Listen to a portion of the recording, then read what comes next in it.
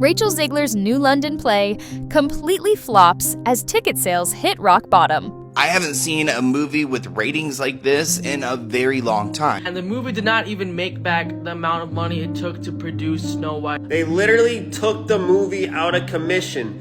What would you say to those who are just kind of overly critiquing the film at this point? You've worked so hard on it. Yep, opening night is just days away, but you can still click almost any seat at the 2,200-seat London Palladium. Whole rows are wide open, and theater fans online are already calling the show a ghost town. For a star Hollywood once hyped as the next big thing, those empty chairs speak louder than any review. And this flop isn't happening alone. It's only the latest warning sign after Disney's live-action Snow White stumbled hard at the box office. So how did a young Golden Globe winner go from red carpet darling to playing to half-empty houses? And what does it say about the way studios try to build new stars? Let's dig in. Walt Disney mortgaged his entire company and his own family's home to complete the Snow White movie. Snow White starring Rachel Zegler opened to a dismal $43 million, snagging the title of the lowest debut weekend for any Disney live-action remake.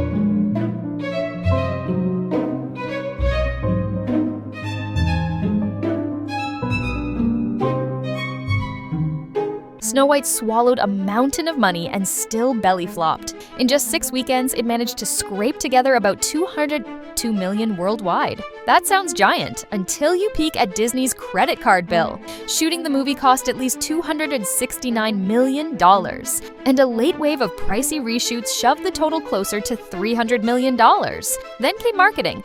Non-stop trailers, billboards, and internet ads that piled another $100 million onto the tab. Now the break-even line isn't on the horizon, it's up in the clouds. Ticket sales don't all flow back to Disney either. Theaters usually keep around half the price of every seat, so the studio only pockets roughly 1/3 of that $202 million haul. Do the math, and you get a gaping hole near $200 million money Disney may never see again. But cash isn't the only headache. The real warning sign is that audiences just didn't care. I am walking into Snow White, 2 p.m., now seating. Let's see how empty it is. I hope it's off the walk we go. I hope. Sound like I hear a couple of people.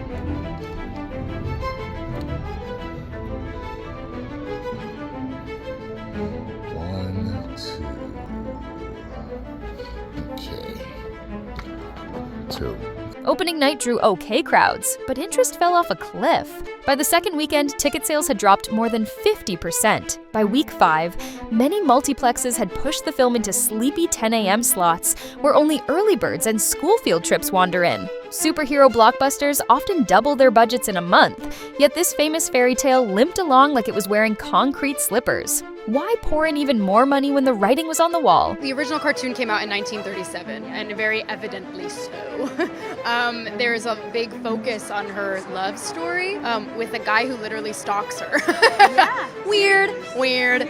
Disney banked on star power, nostalgia, and splashy effects to turn things around. But every delay or tweak to fix the movie only sucked up more cash. In the end, the studio spent blockbuster bucks chasing a happily ever after that never showed up, turning a classic story into a modern lesson on how fast hundreds of millions can vanish. And that oversized bill is only the first chapter of the disaster. The real chaos, and how it blew up even bigger, starts with the next mess Disney had to face. Everything that could delay production did. Filming stopped for weeks during COVID, but paychecks still went out. A freak fire at Pinewood Studios wiped out a 4-story forest set, forcing carpenters to rebuild under rush rates. They're remaking the movie, they just got rid of the dwarfs, okay? Okay, but what do they call them? Why would they get rid of the dwarves, though? Magical creatures.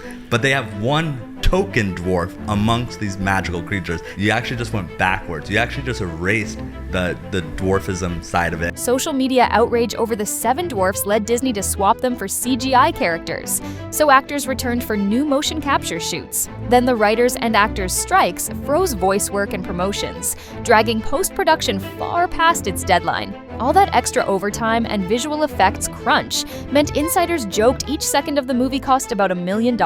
Critics on Rotten Tomatoes planted the score in the 30s and called the script flat and smug. Audience ratings looked nicer at first glance, but far fewer people had actually voted. Meanwhile, Rachel Zegler's interview clips spread like wildfire. When she said the 1937 prince felt like a stalker and promised her Snow White needed no man, TikTok chopped those lines into memes that millions watched. Viewers who hadn't planned to care started roasting the movie they hadn't seen, and every statement from Disney's PR team sparked fresh jokes. Ticket sales froze. Jump ahead to London in June 2025, and the scene at the Palladium is almost spooky. The historic playhouse seats about 2,200 people. Yet, the ticket map for Evita glows bright green from the front row to the balcony. Green means totally free, and nearly every dot is that color. Blogs even posted screenshots showing whole months with 0 sellouts, even though seats start at just $29,050. Box office trackers say you could pick any date between June and September and still snag the exact seat you want, right down to opening night. The excuses roll in fast. Some West End fans blame pricey summer theater packages, while others point at the baggage Zegler picked up after Snow White. On Reddit and Broadway World threads, people wonder if negative buzz followed her across the Atlantic. A few even call the show DOA unless a miracle happens. Whatever the reason, those empty rows look brutal for someone Disney once hyped as its next superstar. A London stage debut was supposed to prove she could draw crowds live, without CGI castles or blockbuster ads. Instead, the sea of unsold seats feels like a spotlight shining on the gap between studio hype and real-world demand. Decades ago, new actors built fame slowly with smaller hits and steady growth. Today, studios chase brands and overnight headlines, which is how a $300 million princess movie ended up starring someone with just one major film on her resume. Sometimes fast-tracking works, like Timothée Chalamet leaping from art house fame to Dune. Other times, it backfires. Zegler's path feels like the latter, a talented rookie hurled into giant projects without a built-in fan base. Audiences, buried in choices, shrug off hype that feels unearned. One bright spot is the Ballad of Songbirds and Snakes, which earned about $330 million on a $100 million budget, though most viewers came for the Hunger Games name, not its new lead.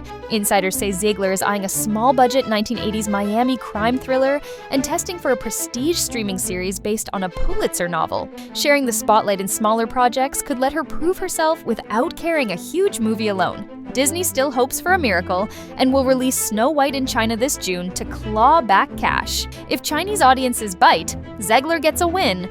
If not, the story of losses grows. Rachel Zegler isn't talentless. The problem is Hollywood tried to crown her too fast. Viewers vote with wallets and attention spans, and they want real connection, not corporate hype. Empty theaters and unsold tickets are loud teachers. Whether Zegler chooses smaller films, shines on stage, or steps back for a while, her next moves must feel earned, not engineered. Studios should remember that even fairy tales need a believable journey. Skip the middle and nobody buys the happily ever after.